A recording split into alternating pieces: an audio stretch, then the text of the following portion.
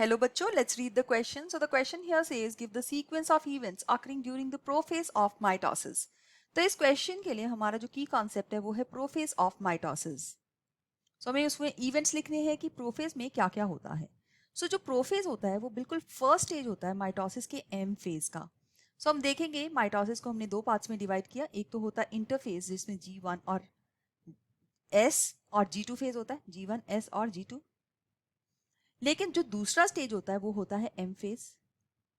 M phase के अंदर भी हमारे पास दो पार्ट्स होते हैं. एक होता है कैरियोकाइनेसिस जहां पे जो न्यूक्लियस है वो डिवाइड करता है, और दूसरा होता है साइटोकाइनेसिस. तो जो कैरियोकाइनेसिस पार्ट होता है इसका जो फर्स्ट स्टेज है इसको हम प्रोफेज बोलते हैं. So let's talk about this prophase.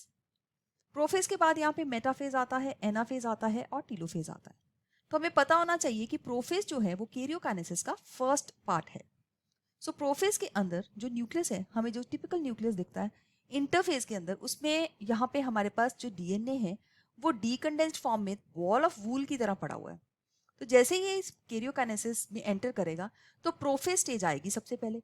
तो प्रोफेज का मतलब ये है फर्स्ट स्टेज, या प्रिमिटिव. प्रो वर्ड जो प्रिमिटिव से आता है तो यहाँ पे इसका मतलब है फर्स्ट स्टेज.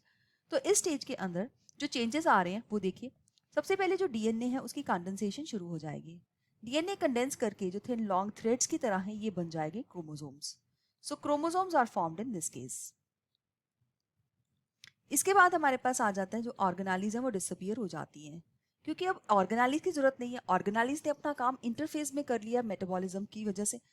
जो करना था इसको, दैट मीन्स प्रिपरेशन करनी थी, प्रोटीन सिंथेसिस करनी थी. अब ऑर्गेनालीज का कोई काम नहीं है और बहुत सारी स्पेस इस सेल को चाहिए ताकि वो जो क्रोमोसोम्स है उनको डिवाइड कर सके. तो इसलिए ऑर्गेनालीज डिसअपियर हो जाती हैं.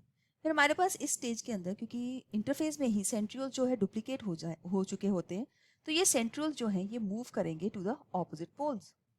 सेंट्रियोल जो है opposite poles of the cell की तरफ मूव करना शुरू कर देंगे, क्योंकि अब इन्होंने नेक्स्ट स्टेज में स्पिंडल फॉर्मेशन करनी है. एंड जो फोर्थ आता है वो आता है न्यूक्लियर मेम्ब्रेन जो है वो डिसअपियर हो जाती है. तो अब हम यहाँ पे देख सकते हैं कि जो प्रोफेज है इसको हम दो पार्ट्स में डिवाइड कर सकते हैं. अर्ली प्रोफेज में ये चारों चीजें जो यहाँ पे लिखी गई हैं 1, 2, 3 एंड 4 ये स्टार्ट हो जाएंगी, जबकि लेट प्रोफेज तक आते आते ये कंप्लीट हो जाएंगी. और लेट प्रोफेज में एक और जो इंपॉर्टेंट चीज होगी, क्योंकि माइटोटिक स्पिंडल जो है वो फॉर्मेशन उसकी स्टार्ट हो जाएगी, कंप्लीट नहीं होगी.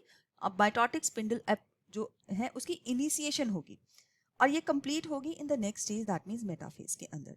सो ये जो कुछ चेंजेस हैं या इवेंट्स हैं जो हम प्रोफेज में देख सकते हैं. So I hope you have understood it well. All the best. Thank you.